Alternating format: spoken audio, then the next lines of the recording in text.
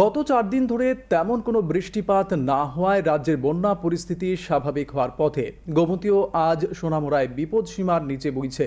তবে বেশ কিছু এলাকা এখনো জলমগ্ন থাকায় খোলা আছে 4 শতাধিক ত্রাণ শিবির। প্রতিটি শিবিরে আশ্রিতদের সরকারিভাবে ত্রাণ বন্টন জারি আছে বলে জানিয়েছেন রাজস্ব দপ্তরের সচিব ব্রিজেশ পাণ্ডে।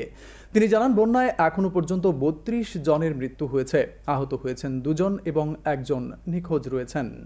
उसमें सिर्फ गोमती नदी है जहाँ पर सोनामुड़ा में अभी भी क्रिटिकल लेवल के ऊपर पानी चल रहा है, पानी का स्तर।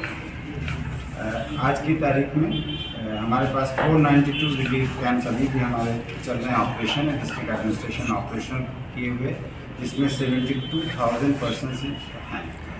अनफॉर्चुनेटली अभी तक 21 डेथ हो चुकी हैं, 2 इंजर्ड पर्सन है और 1 मिसिंग पर्सन है। सबसे ज़्यादा डेथ जो है साउथ गोवा डिस्ट्रिक्ट की। हम लोग single window clearance system provide करेंगे, क्योंकि बहुत सारे बच्चों ने या किसी भी फैमिली ने बहुत सारे सर्टिफिकेट जैसे PRTC सर्टिफिकेट है या आपका SC/ST सर्टिफिकेट है या 10th स्टैंडर्ड का मार्कशीट है, वो खो दिया है। तो उसको कैसे हम डुप्लीकेट इशू करें, उसके लिए सिंगल विंडो क्लियरेंस किया जाएगा, कैंप्स किए जाएंगे अलग अलग जगह पे, और वहाँ पर हमारी कोशिश होगी एक सिस्टम बनाए और वहीं पर डुप्लीकेट सर्टिफिकेट इशू।